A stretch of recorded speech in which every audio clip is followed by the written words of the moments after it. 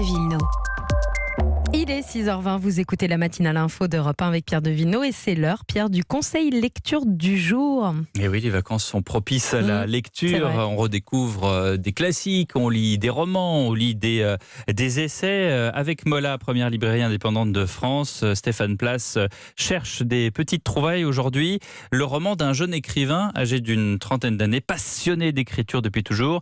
Il s'appelle David Lopez et selon Stéphane, il a réussi un coup de maître avec Fief.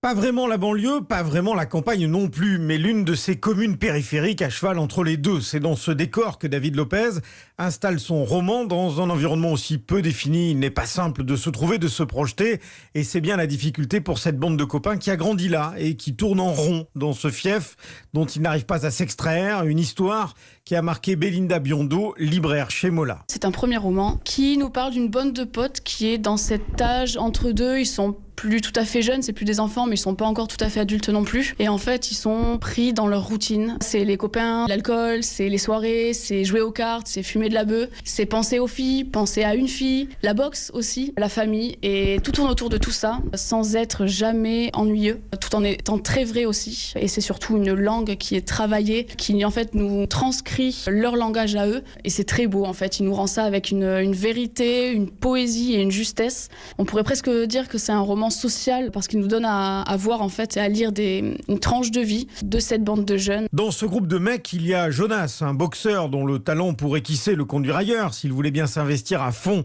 dans son sport, ailleurs que dans ce fief qu'il arpente avec ses copains de toujours, leur fief qu'ils connaissent sur le bout des doigts, qui les retient et les empêche aussi d'envisager un autre horizon, ce que raconte si bien David Lopez, trentenaire, qui n'hésite pas à puiser dans l'argot le verlan pour nous embarquer dans ce récit de vie. Ce roman, il est directement issu de l'expérience, pas dans le sens où ce serait autobiographique, plutôt dans le sens où toutes ces expériences que vit Jonas, j'en ai vécu des très similaires. Et effectivement, ça s'est cristallisé sur un moment de mon existence où, avec la bande de potes, alors même qu'on n'avait pas forcément tous le même âge, parfois il y avait des grands écarts, on était un peu tous dans ce moment de flottement où, effectivement, jusqu'à un certain âge, 24, 25 ans, être dans la merde, où ça peut être marrant encore. On est encore à se dire, on va pas trop savoir ce qu'on fait de notre vie, et puis on se marre, quoi.